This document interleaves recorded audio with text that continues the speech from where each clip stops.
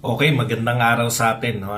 Kaalmusal ko lang po dito sa Ledgi ng ating hotel. Mga karinderya dyan. Naispatan ko to eh. Mainit-init pa. Ito po yung kakanin. No? Ang tawag po rito ay puto maya. No? Ito, alam natin to sa kanta eh, di ba? Nakalimutan ko na kung saan kanta ng pambata eh, yung puto maya. Yung pala totoong may puto maya, no?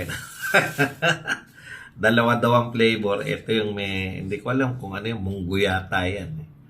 So, titikman po natin ngayon. At ang katambal daw niya dapat itong hot choco.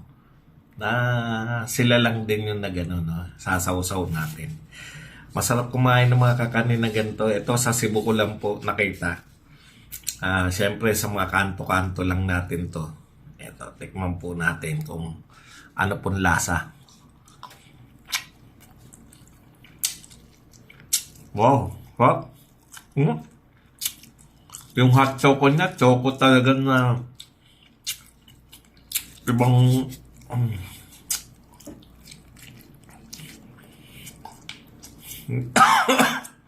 na bagong tuklas na naman tayo ito.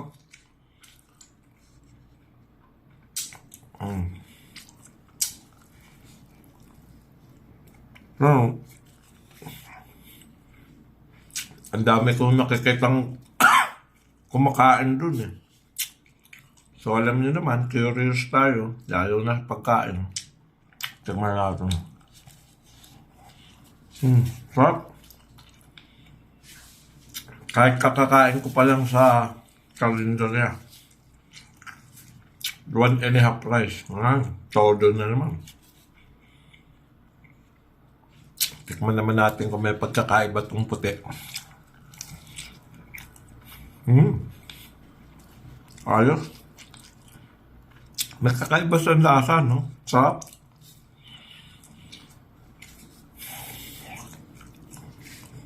Masarap talaga maging food tourist.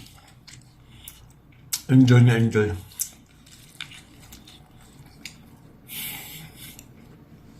Sarap, masa.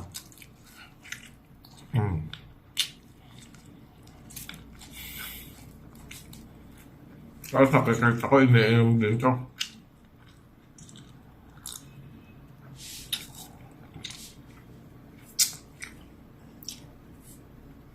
Ayos yung hot choco, hindi siya yung kasing tamis ng hot choco ng mga Jollibee.